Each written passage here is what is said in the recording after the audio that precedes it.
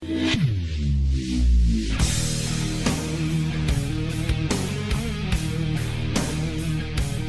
kita perhatikan sandwich generation, berarti kan orang tua udah nggak ready, anak-anaknya nggak ready. Penyebabnya apa? Satu, anak terlalu banyak.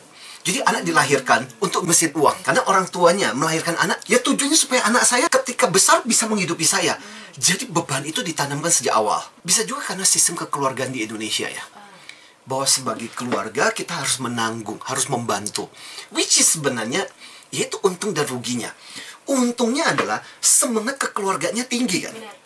Akhirnya kemudian bahwa kita care, kita peduli bahwa ini kita masih keluarga kita loh. Bahkan lebih parah lagi, bukan cuma keluarga sendiri, keluarga, om, tante kadang-kadang ikut dirawat. Itu hebatnya kita di Indonesia. Kita punya extended family yang extend banget gitu. Itu juga menyebabkan akhirnya muncul sandwich generation. Atau bisa juga karena orang tuanya telat menikah atau melahirkannya terlambat. Jadi what happen adalah, perhatikan, secara usia orang tuanya udah menua.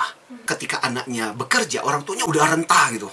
Mau nggak mau kan, ya bergantung pada anaknya dong. Ya memang sih, kita nggak bisa mengatakan kepada orang, pasangan tuh mengatakan, lu nikahnya jangan telat-telat banget dong gitu. Pak, saya juga mau menikah cepat pak. Cuman masalah jodohnya kagak ketemu-ketemu, gimana coba? Iya, saya mengerti. Atau, yaitu tadi melahirkan planningnya lama banget. Jadi, wah nggak ah. Mau bersenang-senang dulu. But when you have a decision, jangan terlalu telat banget. Karena kemudian kasihan, itu akan berdampak pada anak-anakmu yang harus menanggung kamu nantinya. Bisa jadi karena orang tua nggak punya tabungan yang cukup. Nah, itu juga penting untuk pembelajaran para orang tua.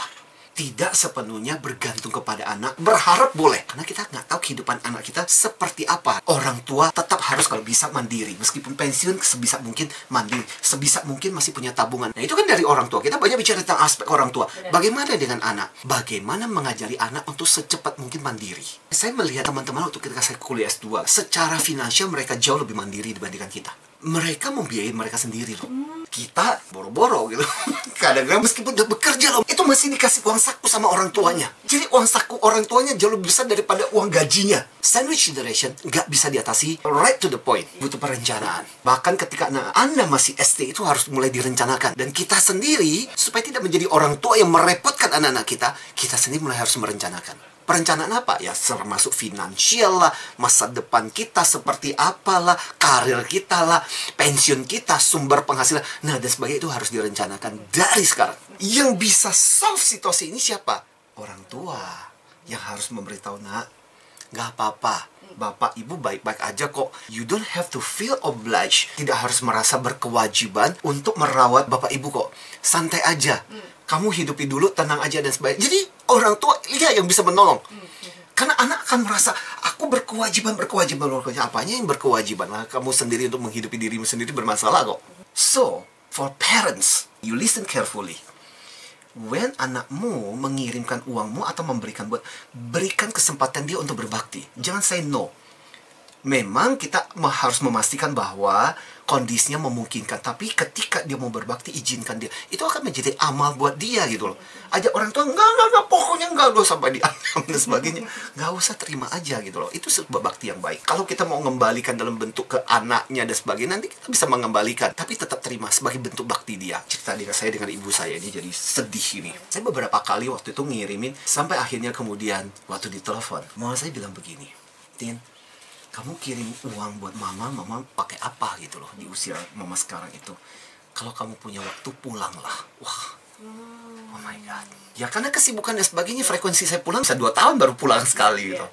Tapi sejak itu aku berjanji, setiap tahun aku mesti pulang. Saya cuma ingin menyimpulkan, satu, financial savvy itu penting. Jadi pintar-pintar ngatur keuangan juga, menolong, involve others. Jadi kadang-kadang ketika kamu nggak cukup, saudara-saudara harus jujur dan ngomong, gue nggak sanggup bantu, dong. Kadang-kadang meskipun kamu stres, give yourself break. Kan problem dengan banyak sandwich generation adalah merawat orang lain sampai dia nggak merawat diri sendiri. Ya, it's okay to take care of yourself. Dan buat orang tua, get prepared. Mulai dari sekarang. Siapkan pada saat ketika kita tua, kita nggak membebani orang-orang banget. Dan yang terakhir, is depend on you. Persepsi kamu, mau jadikan itu sebagai sandwich atau enggak, betul-betul sangat bergantung. Kalau kamu merasa itu beban, itu akan beban.